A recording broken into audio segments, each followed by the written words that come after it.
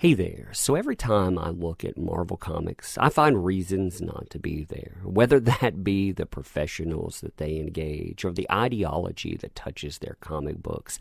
I find myself checking out more and more. In fact, currently, I buy nothing from them. And I even think about how I don't want to buy coming up trade paperbacks that reflect back on the past. For example, I enjoy Chris Claremont. I love those X-Men lines, and I would love to pick up all of the Mutant Massacre in hardback. It is coming out in November. However, when I think about putting my money on the line and I think about supporting something, it comes down to supporting things like this. In fact, I think this is the perfect thing to look at and the vessel by which to judge where Marvel sits. Because when you look at the people that they interact with and the people that they hire and the things that they say within interviews like we're going to look at here, well, it's amazing. It is definitely amazing. So Marvel Voices decided to have on Franchesca Ramsey. Now, some people had been saying that Marvel actually hired her. That's incorrect, but she was a guest to talk about many things. In fact, let's read the description here. Time for a brand new episode of Marvel Voices. This week, MTV and Comedy Central's Franchesca Ramsey sits down with Angelique to talk about her tradition of watching X-Men with her dad, intersectional feminism, and her journey as a comedian, video blogger, and writer. Listen to the episode above and make sure to check out Ramsey's new book. Well, that escalated quickly. Memoirs and Mistakes of an Accidental Activist on shelves now. Now, some of the things that were captured within this, and I would encourage you to look at it if you want to, but some of the things there definitely related to identity politics. She talks about representation, for example, and how people like her or people like Angelique, they understand representation better than, say, someone like me, because I've never actually had to identify with people that are different than me.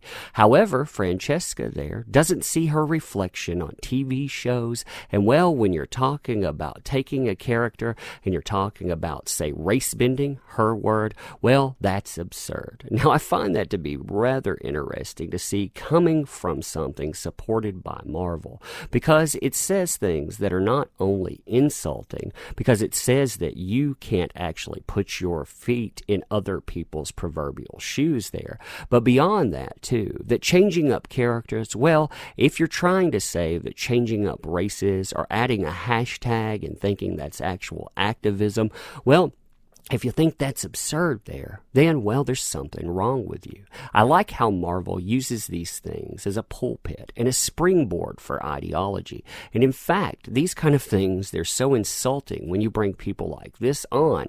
It says something about the place at large. Also, looking at Ramsey, I mean, if you go out and even look at her Wikipedia, look at how some of this stuff is described here. Her YouTube, where she goes in and works for MTV web series Decoded, where she discusses racism and cultural issues. Things like black people can't be racist, for example. That was one of her videos that I well remember. Also talking about white people this and white people that, and basically going and maligning people all the time. And then the next part, of course, is on online harassment. She's been the target of online harassment, trolling, and doxing. Someone of Bustle recounted Ramsey among 5 women who received mountains of daily abuse of the kind that disproportionately leveled against women as well as LGBT people and people of color, prompted by nothing at all. Now, going out and saying that black people can't be racist, therefore, and pointing your finger at people and saying whiteness this, whiteness that, cis white male this, and cis white male that, of course, there's nothing in that at all. Nope, no way, no how. It's amazing how you can take the stage, you can throw things out like that over and over again, and, well, you get invited to Marvel to talk about it, as well as get TV shows. Isn't that awesome in current year? Continuing here, the typical campaigns of harassment against individuals like Ramsey are not organic or spontaneous, but are orchestrated and coordinated attacks involving many participants, starting on both fringe white supremacist websites and on alt-right establishment-connected media like Breitbart News. I mean, really drink in statements like this. And, of course, course, this is on Wikipedia, but this shows you the narrative. I would encourage you, in fact, to go out and search her videos, see what she has to say about so many a subject, and then look at how people treat any type of blowback. Because these days, you can say anything you want as long as you point your finger within current year participants. You can say anything about people as long as you call them white. You can say anything about gender as long as you say that they're male. And, well, identity as long as they say it's straight. That works. Also religion, also political identity. Those things, they're fair game as long as. And you can see that in statements like that. And you can see that in statements like Ramsey reflects. Now, if Ramsey wants to be like that, that's their prerogative. But with Marvel going and endorsing this, and that's what they do. When they bring her on to discuss these topics, they agree with the sentiment behind that. And not only that, but they shill for her book. Then we have a problem there. We have a problem there because when you look at these things that are not created in a vacuum, you can see exactly what's transpiring. I mean, when I go to a comic book like X-Men Red and I get to hear about, mustard and bigotry, for the hot dog, if you've not checked out X-Men Annual Red #1, you definitely have to. Or going to X-Men Red #2 where they fight the wage gap. Or when we go to 4 and we talk about Cambridge Analytica, when we're getting into all of these subjects within that. Or we have people like a Coates brought in that basically set out there and they lambast people because of their, not only politics, but because of their skin color and their given Captain America and so on.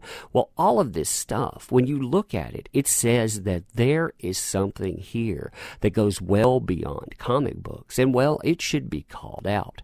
Now, I would go through this interview with you, but I'm sure that if I do, I'm sure it will get flagged down or it will probably get me sued by Franchesca Ramsey, because that's another thing that Franchesca Ramsey got known for, suing someone. So I don't really want to gauge in that. However, I would encourage you to go and look this up. I will put a link for it and listen to what you can.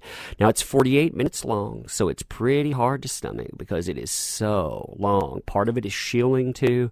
Some of it, like I said, it's talking about watching or looking at something with her dad, talking about watching X-Men with her father here, and then goes into intersectional feminism and goes into all of these belief forms that should not have the stage at Marvel, and yet they do. When I say this stuff too, I don't want anyone's politics taking center stage there, but I definitely, when I look behind the scenes and see this, I at least wish there was some robust variety of it. When I see everybody marching lockstep with this specific ideology, it says something about the company. And it really says within that too, when I look at the description and who they bring on like this, it says, you're not welcome here. They continue to hang out the sign that says you're not welcome here. And I think people need to pick that up and say, okay, well, I'm taking my money elsewhere. I will never ever give you any of it again. Anyhow, that's my spiel on this. I didn't want to cover everything in depth, but I wanted to mention that because, again, what's Marvel without intersectional feminism, right? A last point to bring up with this, too, is how this does not resonate with people out there that are picking up Marvel Comics. Point in case, when you go out and you look at the numbers after a 1 day of this circulating, well, you've got 370 plays. 20 of those are probably mine. And by the way, I said that this was 48 minutes. It's actually 48. It seems quite longer, and I'd forgotten there. But within this, too, it managed 5 whole likes and 1 reshare. Lots of people really want that Marvel. It says a lot about Marvel, too, when this is its level of engagement. When they bring people on and someone that is promoting Marvel does interviews with writers and on there for Marvel actually engages this notion wherein people, they don't know how to identify. These things don't resonate with you, and if you say something about it, of course, you're wrong.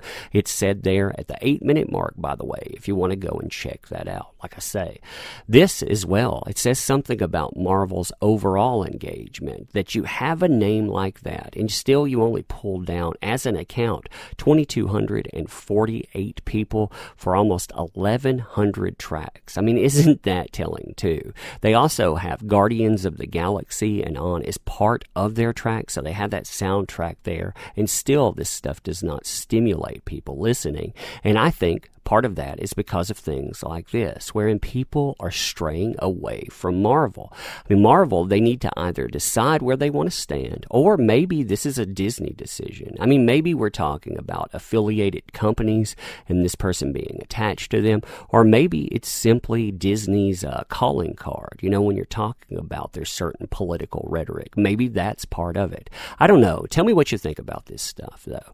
I'm wondering exactly how you feel when you go out and you see Marvel actively endorsing someone that has gone out and treated people like this person has.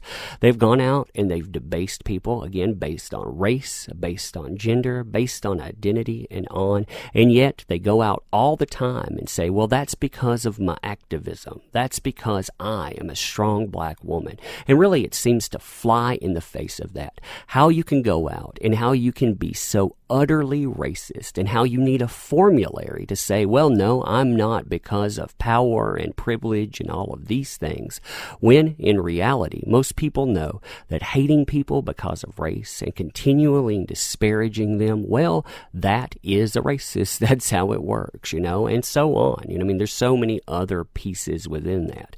But like I said, I would encourage you to give it a listen. Get it around 8-minute mark. Check out some of the things that are said right in there, especially if you want to really catch that, and give me your thoughts on it. Anyway, thanks.